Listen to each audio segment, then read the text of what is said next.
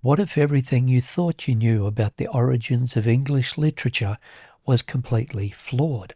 What if the greatest works attributed to Shakespeare were actually created by a family of secret Jews practicing ancient Kabbalah in the heart of London? Today we're uncovering one of the most explosive secrets in literary history.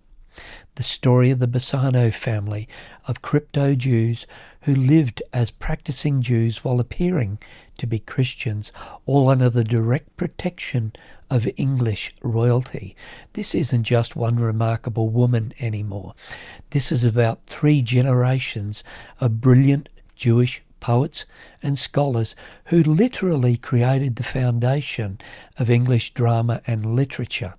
We're talking about Hieronymus Bassano, who wrote the original version of As You Like It in Venice, before it was banned by the Catholic Church 20 years before William Shakespeare was born.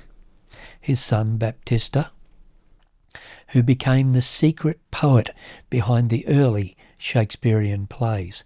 His granddaughter, Emilia Lanier, née Bassano, who encoded the deepest mysteries of Jewish mysticism into works that are still studied and performed today. They weren't converts hiding their past. They were practicing Jews from a long rabbinic family, maintaining their faith and traditions while transforming English culture from within. They attended London's first synagogue while creating some of the most beloved works in the English language.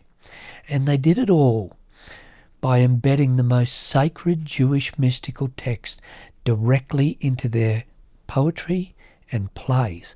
Get ready to discover how the Zohar of Mantua and Zohar Adash became the secret sources for both Salve Deus Rex Judaeorum and Shakespeare's sonnets. This is a story that will change everything you thought you knew about English literature.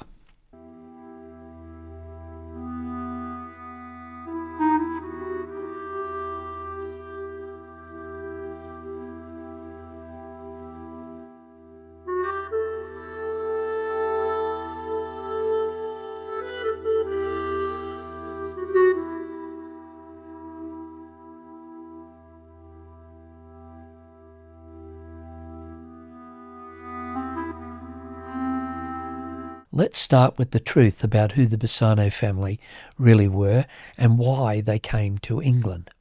The Bassanos weren't Italian Christians who had converted from Judaism generations earlier. They were crypto-Jews, practicing Jews who maintained their faith in secret during the brutal period of Roman Inquisitions. When the Catholic Church identified them as crypto-Jews, their lives were immediately in danger. The Inquisition was systematically hunting down and executing Jews throughout Europe, especially those who were practicing Judaism while appearing to be Christian. The Bassano family faced a choice: flee or face almost certain death. Their salvation came from an unexpected source: King Henry VIII of England. King Henry VIII wasn't motivated by religious tolerance or humanitarian concern. He needed what the Bassanos could offer: sophisticated musical and theatrical entertainment for his court. The family brought with them centuries of Jewish learning, musical training, and theatrical expertise that was far advanced beyond anything available in England at the time. King Henry VIII gave them protection in exchange for their services, but he understood exactly who they were and what they practiced. This wasn't a conversion story. This was a protection agreement between a king who wanted entertainment and a Jewish family who needed safety. Once in England, the Bassanos didn't abandon their Jewish identity or practices. They became founding members of London's first synagogue in Church, maintaining their religious obligations while serving the royal court. We are not just talking a few years of service. A whopping 16 members of the Bassano family served the royal court for 125 years, spanning 3 generations, serving 6 monarchs from Henry VIII to Charles I. Their dual life required incredible skill and courage, but it also provided them with unique opportunities. They had access to the highest levels of English society while remaining connected to the deepest traditions of Jewish learning and mysticism. This combination would prove to be the secret ingredient that transformed English literature. The literary genius of the Bassano family began long before they reached England. Emilia's grandfather, Hieronymus Bassano, was already an accomplished academic author, poet and playwright in Venice. His earlier version of As You Like It in the same vernacular prose was so revolutionary and challenging to Catholic doctrine that the Catholic Church banned it outright. This was banned 20 years before William Shakespeare was born. This wasn't just a play about romance and comedy. It contained ideas that threatened the religious and social order at the time. When Hieronymus' sons brought this work to England, it found fertile ground in a culture that was breaking away from Catholic authority. The play could finally be developed and performed without fear of immediate religious persecution. But the real genius lay in how the family continued to develop their literary works across generations. In my 2017 book, Genesis of the Shakespearean Works, which I'll put up on the screen here, I showed scholars an overview of the Jewish influence over all of the Shakespearean plays. All's well that ends well is from the Hebrew expression sov tov, hakol tov, which in English means exactly that, all's well that ends well. Thus, the author of this play was clearly Jewish. A Midsummer Night's Dream was taken directly from the ancient Jewish holiday and festival of Tu B'Av, a Carnivali-style midsummer night of love, according to the ancient Jewish rituals, where on the full moon of Tu B'Av, or the 15th of Av, young virgins would borrow white garments and dance in the vineyards upon nightfall to celebrate the beginning of the grape harvest festival. As You Like It comes from the Hebrew word chofesh, a free people to do as you like, meaning free will. The earliest version of the play was penned by Hieronymus Bassano in Venice and performed before the Doge of Venice before it was banned by the Catholic Church in 1544 AD. This was 20 years before William Shakespeare was born. Every single Shakespearean play has Jewish Kabbalistic imageries throughout it. The Merchant of Venice is a story about Baptista Bassano and his brother Antonio Bassano, though the underlying story, which many people don't know, comes from the 13th century Venetian woman by the name of Bianca Rubia and her husband Baptista Bassano during the capture of Bassano del Grappa by Ezzelino II da Romano. See, the Bassanos were founding members of the town, just as the Ezzelinos were. Many scholars have not realized that the Shakespearean works were deliberately embellished with Jewish Kabbalistic pidguitum, or embellished poetry used as poetic song in worship or on Shabbat and festivals, braided with Jewish Essene theology and Jewish Kabbalistic teaching from the Sefer HaZohar and the Sefer Yeritza that were otherwise inaccessible to anyone but Jewish masters of Kabbalah, mostly rabbinic family, which the Bassano family certainly were. William Shakespeare was not a Jew, nor an Essene, nor a master Kabbalist. He certainly could not read classical Hebrew, Aramaic, Arabic, ancient and medieval Greek, nor the ancient Emilian dialect or Old Mantuan from the play. That's from northern Italy, where the Bassanos were from, that were required to read and translate many of these texts, let alone infuse them into the Shakespearean plays. Emilia's father, Baptista Bassano, became the primary poet behind many of the early plays that were later attributed to Shakespeare. This wasn't a case of ghostwriting in the modern sense. This was a family tradition of creating sophisticated literature that was encoded with Jewish mystical wisdom. Baptista had been trained from childhood in both the musical arts and the deep study of Jewish mystical text. Then he attended the University of Padua. He understood how to weave Kabbalistic concepts into dramatic narratives that would resonate with Christian audiences while preserving their original spiritual meaning. The early plays show this influence clearly. They deal with themes of transformation, redemption, and the hidden nature of reality that come directly from Jewish mystical tradition. But it was Emilia who brought this family tradition to its highest artistic and spiritual expression. By the time she began writing, she had inherited 3 generations of knowledge about encoding Jewish wisdom into English literature. She also had something her father and grandfather lacked: direct access to the most advanced mystical texts of her time. Salve Deus Rex Judaeorum wasn't just influenced by Jewish thought, it was directly sourced from Zohar Dash, or New Zohar, the same mystical work that provided the foundation for Shakespeare's sonnets. This connection isn't coincidental or indirect. It's the key to understanding both works properly.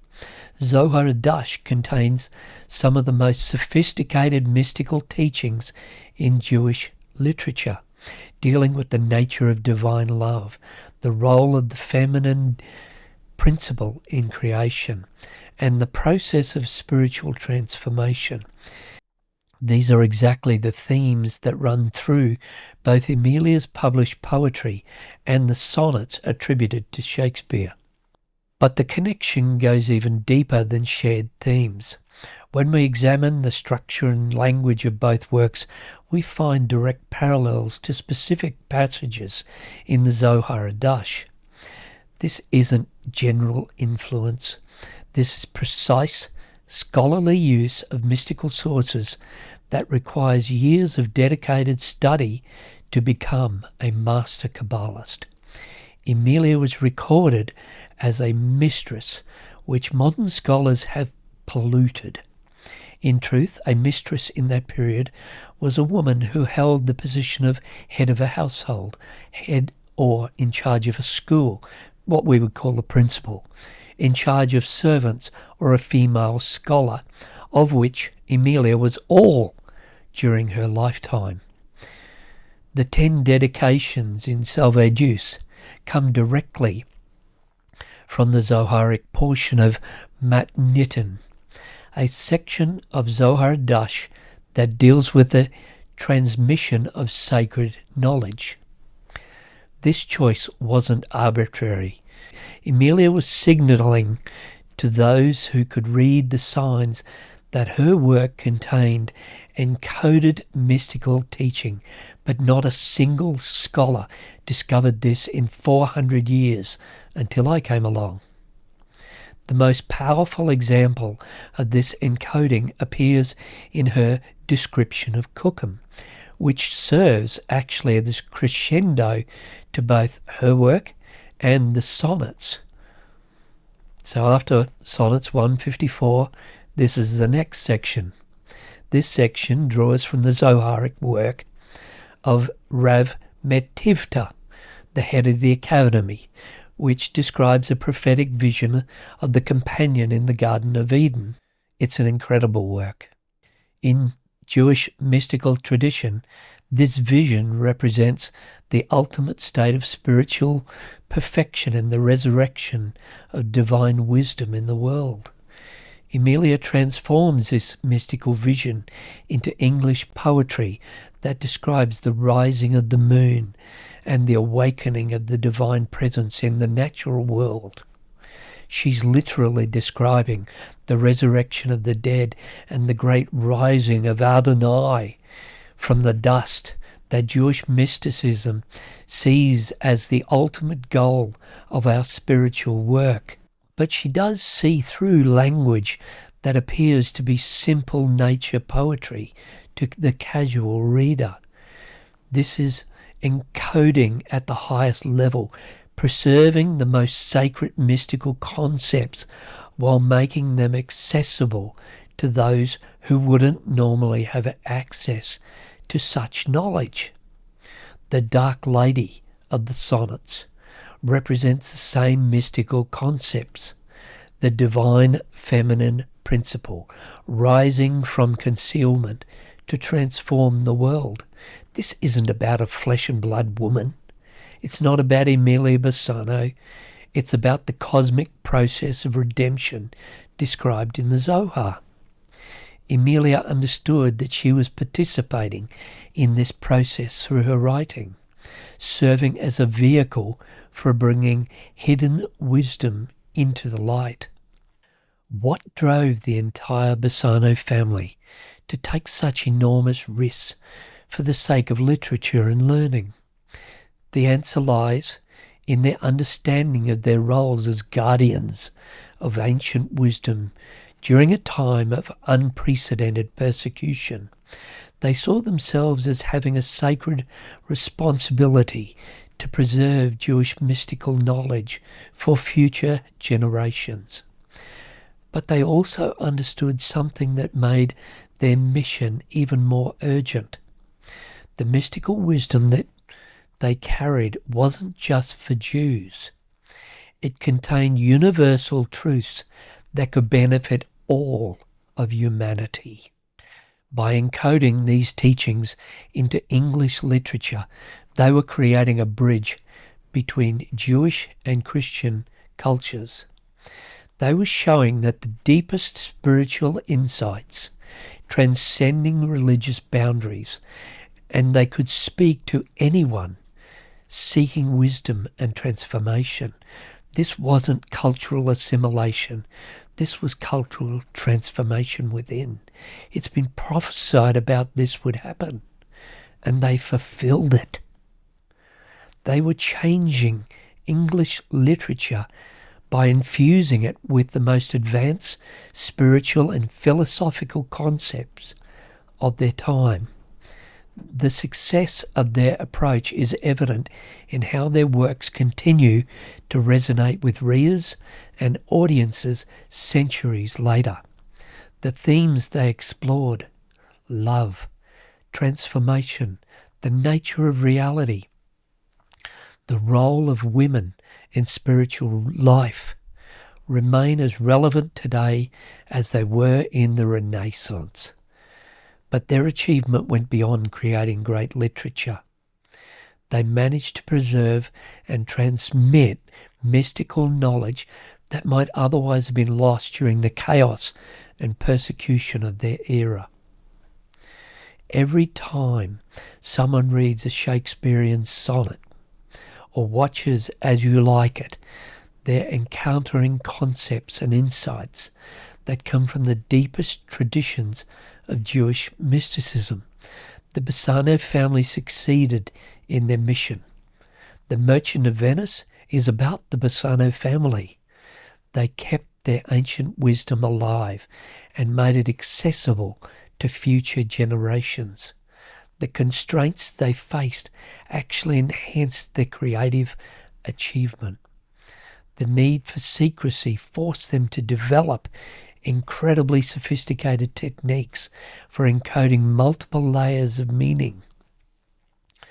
Their position as court entertainers gave them access to the most powerful people in England while providing cover for their real activities. Their role as practicing Jews kept them connected to the mystical sources that gave their work its unique depth and power. They turned every limitation into an opportunity for greater artistic and spiritual expression. The story of the Bassano family reveals something extraordinary about the hidden foundations of English literature. 3 generations of brilliant Jewish poets and mystics literally created some of the most beloved works in English language. They did this while maintaining their faith and practicing their religion and preserving ancient traditions. They proved that great art comes from deep spiritual understanding, combined with the courage to share that understanding with the world. Hieronymus, Baptista, and Emilia Bassano didn't just write plays and poetry. They encoded the mysteries of existence into forms that continue to teach and inspire. Their works carry forward the deepest insights of Jewish mysticism while speaking to universal human experiences. They showed that Jewish Kabbalistic traditions can survive and even flourish under the most challenging circumstances. Most importantly, they demonstrated that cultural boundaries are artificial. Great spiritual truth belongs to all humanity. The next time you encounter Shakespeare's sonnets or watch one of the great plays, remember the Bassano family. Remember 3 generations of crypto-Jews who risked everything like Queen Esther to preserve and share the wisdom of their ancestors. Their story reminds us that some of history's greatest achievements come from people working in secret to preserve what they hold most sacred. The mystical concepts they encoded into English literature continue to offer guidance and inspiration to anyone seeking deeper understanding of love, transformation, and the nature of reality. What do you think about this revolutionary reframing of English literary history? Does knowing about the Bassano family's true identity change how you read these classical works? I'd love to hear how this hidden history affects your understanding of these timeless pieces. If this story opened your eyes of the secret foundations of English literature, please like the video and subscribe for more revelations about hidden documents in Shakespeare. And remember, the greatest wisdom often comes disguised in the most familiar forms. The Bassano family proved that truth finds a way to survive and flourish even when it must remain hidden. Their legacy lives on every time someone discovers deeper meaning in the works they created centuries ago. I want to leave you with a quote from Act 2, Scene 1 of As You Like It. Now, my co-mates and brothers in exile, hath not old custom made this life more sweet than that of painted pomp? Are not these woods more free from peril than the envious court? Here feel we not the penalty of Adam. Sweet are the uses of adversity, and this our life exempt from public haunt. Finds tongues in trees, books in running brooks, sermons in stones, and good in everything. I would not change it. I thought that was apt. Now the next episode will be on the life of Emilia Bassano. I bid you adieu.